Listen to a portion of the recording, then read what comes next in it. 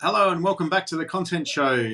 Today I'm talking to our scripted and animation content director, Arturak Mexianov, about the latest trends in animation. And I always find this difficult because not being a designer by trade, I really struggle with the terminology. So the what I love about reading some of the things that you shared with me is the terminology. So in 2020, it's all about restricted color palette, thin lines, morphing, and grain. And now I finally know what I'm talking about because I have words to talk about them. Yeah, that's exactly how I feel because I'm similar to you. It was on-the-job training, but I just find that animation world is such a fascinating field, and there are so many things there, and you just keep learning. And again, like as any trends in any industry, you always have something new. You have always something new that actually is a forgotten old that just have a comeback. So yeah, it's always great to learn, and hopefully we can share something valuable with our viewers and potential clients and real clients. Awesome. Well, let's get straight into it. So, the first trend at the moment is all about uh, mixed media, and you haven't held back with the first one, which is this copper back to school making of video. It looks like an incredibly intense and expensive motion control shoot incorporating humans into an animated world. Yes, I think as with most innovations happening on the edge and on the borders of different fields, I think the same applies to motion graphics and animation. That a lot of interesting stuff happens when you combine different styles, and I think we definitely see a huge trend of mixed media, where you combine and merge 2D with 3D, with CGI, maybe even throwing in some stop motion. And I think this variety always gives some premium look and feel.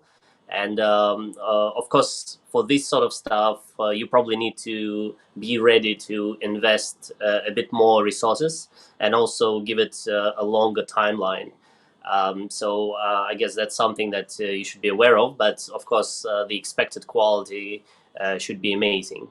Yeah, Um, this is yeah. it's very high end advertising content, basically. 3D builds, CGR, recreating worlds. I didn't know it for a long time, but there's the one you've got here from Hygh. Sort of they're rebuilding a world in CGR. Most car advertising, a lot of car advertising is actually completely CGR, although you can barely tell by looking at it. Yeah, I Um, think I think it usually quite often it's used to create, as you said, like some new worlds, or maybe explain something that might be quite abstract at the moment, and that's why you use a lot of those graphics. And of course, I think CGI also comes from the movie production, where sometimes you just don't have resources to shoot something, and you have to recreate things. But again, I think that the mixed hybrid approach is not only applicable for the high end commercials. I think even on something simpler like product explainers, you can still make some sort of a hybrid. And I gave a couple examples there where merging 2D and 3D can give a very nice look and feel, but not hurting the budget too much. Basically, if you don't have the resources to really make a full-fledged 3D animation, you can still opt for some 3D elements and maybe some restricted camera motions. But then it will just, instead of just flat 2D feel, you will have at least some depth and volume. And again, that could be something to consider. yeah, I mean, some of these examples you've found for us. There's this one by Violite. Mm-hmm. I guess the one that stood out, or two that stood out to me was uh, uh, KPMG. Actually, three that stood out to me. KPMG. This is like the bee's knees of animated corporate videos. And it's lovely how they integrated different animation styles Mm-hmm. together. So the 2D and 3D, and then the seamless merging of the styles was really cool. I think we've got called morphing. See, they morphed. And then there was the Way trailer, which is some of the trends like the grain and stuff like that. They seem to be drawn from the gaming world. Yes, that's for sure. I think gaming industry definitely is ready to experiment, and I think they need, because the games themselves, they are usually much more appealing and interesting and engaging than corporate videos. I guess even on the trailers or the promo videos, they really have to boost it up. And then I guess this sort of techniques they just then follow and enter the new advertising world. So we see the whole mix of techniques. Yeah, and the other one which you've got here is the looping logo, which is, I guess is a sign of how GIFs, which have been around forever, are having this sort of huge renaissance. Yes, yes. Again, like you can make a very simple few frame flat GIF that will be something close to what probably some libraries will have, or something that you will exchange in the messages with your friends or family. But of course, even the same like 4 or 5 seconds can be used to merge the 2D and 3D and present either some interesting characters, but again, it can be actual logos of the companies or maybe some products. Yeah, the moving on to isometric, the there's always a lot of inspiration seems from television show, the opening titles of television programs and Mhm. movies. So the classic isometric one was that movie, that TV series Silicon Valley. Yes, yes, that's a big one. And I think even like for the mixed media one, I think like TV broadcast, sometimes it's called broadcast graphics, right? That's something that you expect to see a lot in TV. But isometric is again, it's quite a popular style for the product explainers. And again, it basically allows you to take 3D objects and then just portray them in 2 dimensions. And again, it creates some sort of volume, and it looks kind of fake 3D.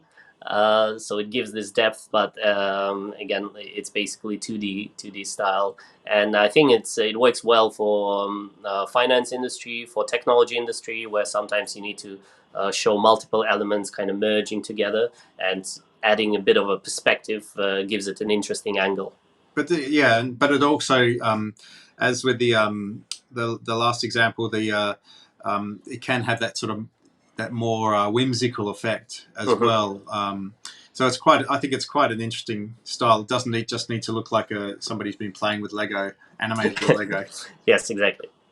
What I what I'm surprised about as a trend is that again, so things that have been with us for a while, like kinetic typography, seems to be coming back into vogue as well. Yes, I think this trend has been around for at least a couple of years, and I'm sure it will stick around as well.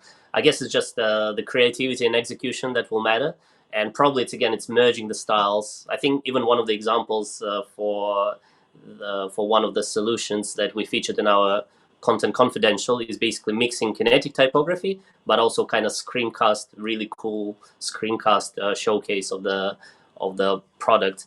And I think that quite often in the marketing and communications, there are a lot of messages, a lot of information that brands try to fit inside one video. And I think when you have a lot of information and you really want to fit it into one video instead of spreading it across, which we would usually recommend, I think kinetic typography can be a great way, because it allows you to basically, instead of just showing a sentence, which person will just read, you will break it down, you will maybe stretch the words, letters, they will be jumping around, so you basically capture the attention, and while people are watching it, you just Yeah, communicate whatever you want.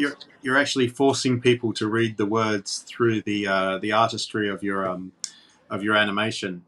There was one in particular that I really really loved called Words. Hmm. I think this is more art than anything Yeah, else. And given the simplicity of the thing, I did think it was one of the most creative animations that you shared. yeah, I think that was just a short film, kind of just showcasing the technique. But yeah, it's literally using the words as objects and playing around and creating sceneries. So yeah, that was a very cool one. So the other one is Thin Lines. Hmm. Um, The again, this slightly gamey feel about it. Yeah, I think it's the probably the minimalism that's connected to the games. But overall, I think lines sometimes are underappreciated because it's a very simple element, kind of the fundamentals of the drawing, right? It always starts with a line, but they are a very flexible tool, and they basically allow you um, to create new objects, to divide the screen, maybe even make like the transitions where the line follows into the next scene. So they are a very flexible tool that can make some interesting transitions and creations possible. And I think again, like if you're mixing it with some other trends that we mentioned, like maybe limited restricted color palette, you will have a very stylish modern looking video. And I think the lines, the ultra thin lines, are very popular now because they look a bit more modern and fresh in comparison to the traditional flat illustration animation that was popular a couple years back. Yeah, yeah. I mean, there was one TIFF, the Canadian one, which was just beautiful. It was a really like it was a piece of art as much as anything else. Yeah. I mean, it was a promotion for the film festival, so probably they really put a lot of effort. But even other product explainers, they also kind of stick to a couple of colors and then just use the line to make all these transitions and new objects. So that was quite a fun example. Yeah, I'm liking the move away from the flat colors, and moving towards a limited color palette, and then getting into the retro and nostalgia side. The grain effect, which again you see in the gaming side. And seen a lot of games, a lot of sort of more alternative indie games. Yeah, and I think grain is also very popular in the arts and actual like short movies or festival movies, right? Because it's kind of adds this noise and creates this raw, authentic feeling. But overall, yes, I think nostalgia and retro is a big trend in many industries, and animation and graphics is not an exception. And I think, in a way, I guess when people are talking about nostalgia and retro, they're probably looking into the past because they're missing some feelings, they're missing some emotions in the present, and due to the COVID currently, I guess what could be a better time to miss the old good days? And I guess the you can bring this retro nostalgia feeling with a couple of different techniques. You mentioned grain, but also I see a lot of paper cutout style animations, kind of bringing this Monty Python feel, where you have like objects or faces, black and white with multiple movements. That's also quite a cool style. Yeah. The collage effect, which he Yes. used, is in this university promo video. I really liked of your examples. I really liked the mumble phone one. I'm not sure if it encourages responsible drinking or behavior, Yeah. but it was a beautiful animation. Yeah. It's a beautiful grain effect use. Yeah. Yeah, and combined with a first-person narrative too, I think that works really well with animation, because most animations you expect it to be like a voiceover, Hmm. but having that sort of that authentic voice behind the animation Yeah. makes a difference. Plus, for that one, they actually use real voicemail, so you can Yeah, hear them. So it's not even like the voice of an artist telling it through the point of view of the character, but it's actual. They use the voicemails and real stories and then animate them. So that really gives this a real realistic feel. absolutely. And then we've got the seamless transitions, Hmm. which is always beautiful when you see an animator sort of just morphing. This is the morphing thing again, isn't it? Yes. Because I think in order to really maximize the benefits of motion and animation, like if you're filming something, you basically have cuts, right? You have cuts, maybe you have some dissolves, so you have some tools in editing, but essentially morphing or maybe some liquid motion effect gives you a chance to transition between scenes. You can morph some objects and you can make like a sequence when one object morphs into another, immediately morphs into something else. So it's really cool. Again, it captures attention, and basically you're just breaking laws of physics that are not in real life, not possible in real life, but you can implement them in the animation world, and that usually works really well. Yeah, I like the Amazon one, and of course the Apple one. I don't know how Apple gives out briefs, but I suspect it looks like it's like just make it beautiful. Yeah, exactly. And the Apple one, I think they won the award that we mentioned last time in the newsletter, the Brand Film Awards. Ah, I think in animation category, Apple received an award for this beautiful, very minimalistic, but very nicely done. Basically merging all the kind of product logos, the products themselves, but it's all just like which very flawless. yeah, but it's also very true to Apple's brand. If you think back to the original iPod ad with just the white cables hanging down, really cool, Yeah. Keep it minimal, keep it simple. and keep it beautiful. Exactly. And the final one is this digital surrealism, which it's again it reminds me of some of the TV openers. Yeah, I think digital surrealism and kind of bringing this abstract, maybe that's another way besides retro, is basically trying to get away from reality and just imagine things. And there's an example about like what happens inside the beer, like the fridge, the holder, right? And Yeah, you kind of have the world inside it. Or the one that was for Samsung as well. So usually it's just taking a lot of random objects, again, like morphing them, creating them. They pop up, they move around. So it's just you can't take off your eyes of it unless you until you finish it. So it's a really cool style. Again, I think with all the styles, on all the trendy styles that we mentioned today, I guess it's important to always remember what are your brand values, what are brand guidelines, but at the same time, hopefully they're not so strict that you have to stick around to very specific style, but you can be creative and experiment a bit, because that's where all the most fun actually appears. awesome. Well, Arthur, thank you very much for running through those with us. Thank you. Thanks. And we'll be publishing a more detailed blog with all the links, and everyone can watch it there. Yeah, you can find it at the URL, which we'll post below in the screen. Yeah. Thank you. All right, thanks everyone for watching.